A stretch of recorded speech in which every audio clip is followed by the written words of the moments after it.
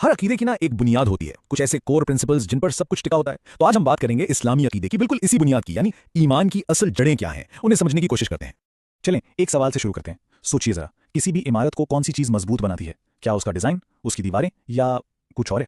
जवाब आप जानते हैं, बहुत सीधा सा है, उसकी बुनियाद। एक मजबूत इमारत हमेशा एक गहरी और पक्की बुनियाद पर ही खड़ी हो सकती है। बिल्कुल यही उसूल हमारे अकीदे पर भी लागू होता है।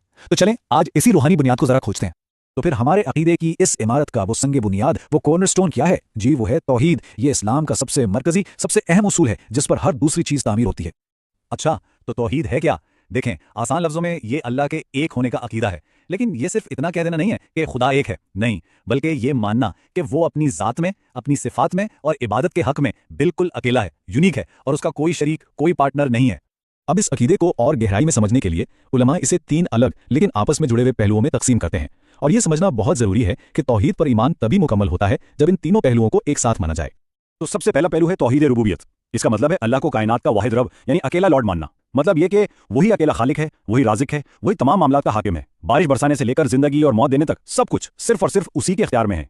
अच्छा, यहाँ एक बहुत ही अहम नुक्ता है। आप जानते हैं, इस्लाम से पहले मक्का के लोग भी तो तौहीद रुबूबियत को मानते थे। वो ये तस्लीम करते थे कि अल्लाह ही खालिक है, वही बारिश बरसाता है। लेकिन मसला ये था कि वो सिर्फ अल्लाह की इबादत करने को तैयार नहीं थे, और यही चीज हमें तौहीद के दूसरे और सबसे क्रूशल पहलू की तरफ ले जाती है। जी, और ये है दूसरा पहलू, तौहीद उलूहियत। ये सिर्फ मानने की बात नहीं है, बल्कि ये अमल का तकाजा करता है।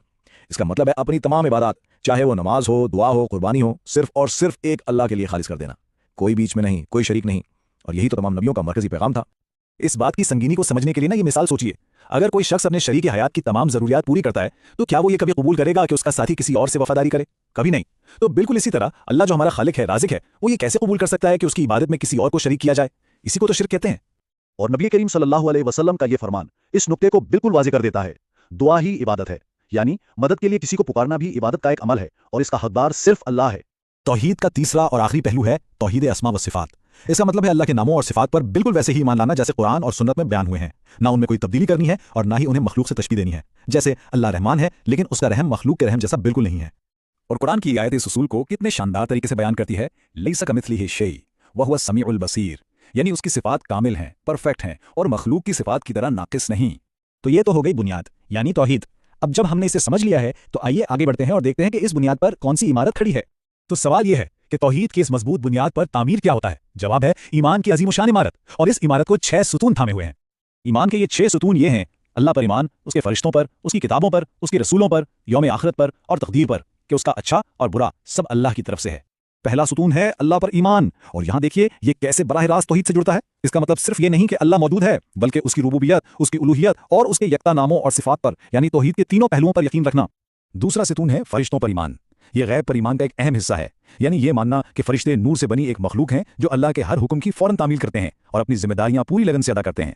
फिर आता है तीसरा सुतून, अल्लाह की किताबों पर ईमान। इसका मतलब है ये मानना कि अल्लाह ने इंसानियत की रहनुमाई के लिए अपने रसूलों पर किताबें नाजिल की, और कुरान उन सब में आखिरी और मुकम्मल तौर पर महफूज किताब है। चौथा सुतून है अल्लाह के रसूलों पर ईमान, यानी ये मानना कि अल्लाह ने हर दौर में इंसानों में से ही पैगंबर चुने और उन सबका बुनियादी पैगाम एक ही था, तौहीद, और ये कि हज़रत मोहम्मद सल्लल्लाहु अलैहि वसल्लम इस सिलसिले के आखिरी नबी हैं।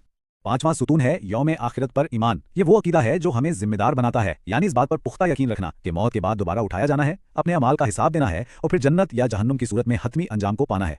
और छठा और आखिरी सुतून तकदीर पर ईमान।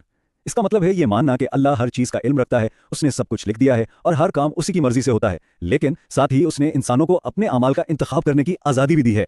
तो अब हमने बुनियाद को भी देख लिया और सुतूनों को भी। आइए आखिर में इन सबको जोड़कर देखते हैं कि अकीदे की ये पूरी इमारत दरअसल कैसी नजर आती है। यहाँ सबसे अहम नुकता यह है कि बुनियाद यानी तौहीद और सतून यानी ईमान, ये एक दूसरे से जुदा नहीं हो सकते। एक के बगैर दूसरा नामुमकिन है। तौहीद के बगैर ईमान के सुतून खड़े नहीं हो सकते, और ईमान के सुतूनों के बगैर तौहीद की बुनियाद बेमानी है। ये दोनों मिलकर ही अकीदे की एक मुकम्मल और मजबूत इमारत बनाते हैं। और आखिर में एक सवाल सोचने के लिए, जिस तरह एक इमारत की बुनियाद ये तय करती है कि उस पर बनने वाली पूरी इमारत की शक्ल कैसी होगी, उसकी मजबूती कितनी होगी, बिल्कुल उसी तरह तौहीद का अकीदा किसी भी शख्स के पूरे ईमान और जिंदगी के हर अमल को कैसे तश्कील देता है।